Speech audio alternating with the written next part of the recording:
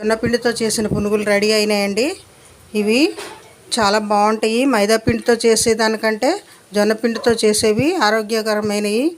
ఇవి చాలా ఇప్పుడు సాయంత్రం పూట ఈ వర్షాకాలము చలికాలము ఇలా చేసుకొని తింటే స్నాక్స్గా బాగుంటుంది. పిల్లలు కూడా స్కూల్ నుంచి వచ్చే వరకు ఇలా పెడితే వాళ్ళు కూడా హాయిగా తింటారు. ఇవి ఇప్పుడు చేసుకుందామండి. జొన్నపిండితో పునుగులు చేసుకుంటున్నామండి. ఈ పునుగులు చేసుకోవడానికి నేను ఒక బౌల్లో ఈ కప్పుతో 2 కప్పులు జొన్నపిండి తీసుకున్నాను. అలాగే 1 కప్పు గోధుమ పిండి వేస్తున్నాను.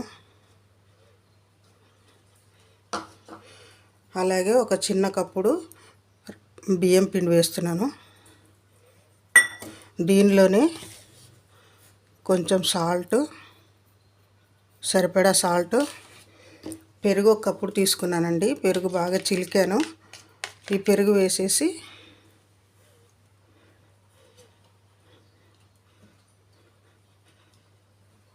ఇది మొత్తం ముందు పెరుగు కలిసేటట్టు కలుపుకోవాలండి. మొత్తం పిండి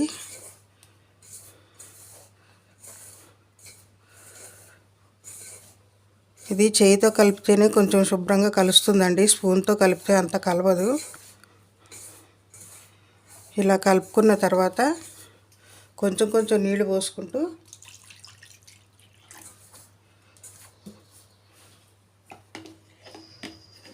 ఇలా కొంచెం కొంచెం నీళ్లు పోసుకుంటూ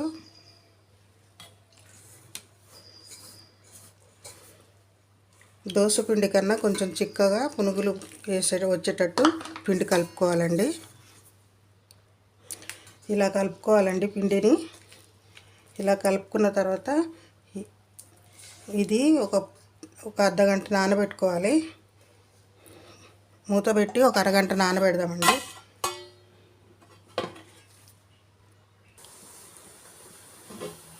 పిండి ఇలా నానిందండి.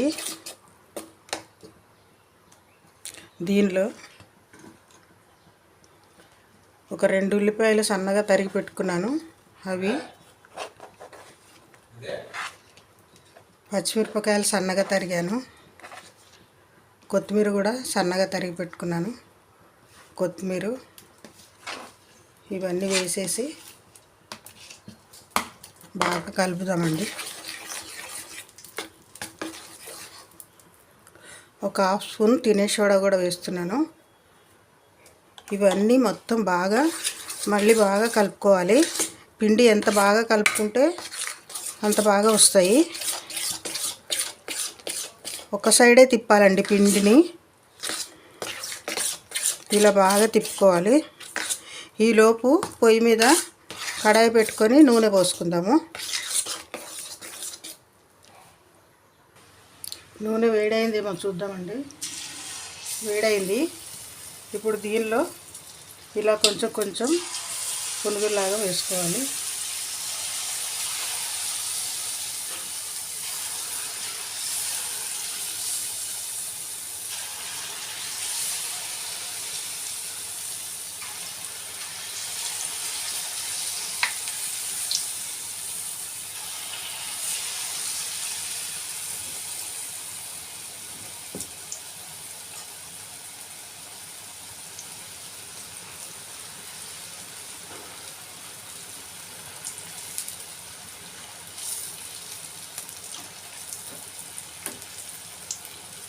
ఇలా రెండో పక్క కూడా తిప్పుకోవాలండి.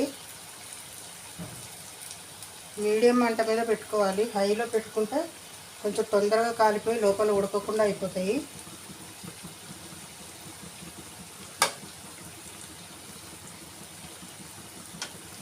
ఇలా అన్నీ గోల్డ్ కలర్ వచ్చేంత వరకు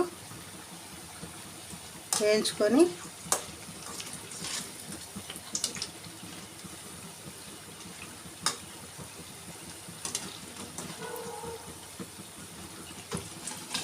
ఇలా తీసేయాలండి. తీసి గిన్నెలో వేసుకోవాలి.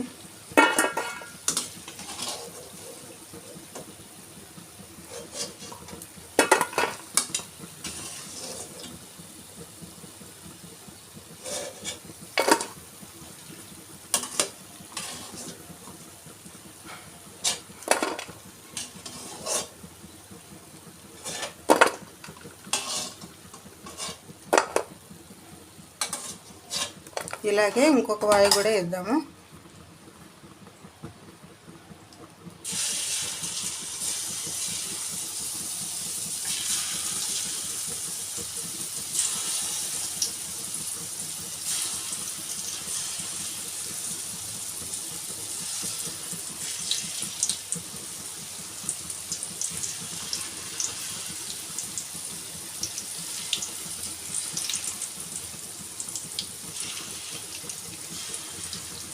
ఇలాగే మొత్తం పిండి వేసుకోవాలండి.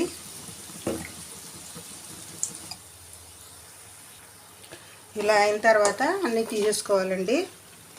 ఇలాగే అంతా పిండి మొత్తం వేసుకోవాలి. ఇవి తీసుకొని ఒక గిన్నెలో వేసేసుకోవాలి.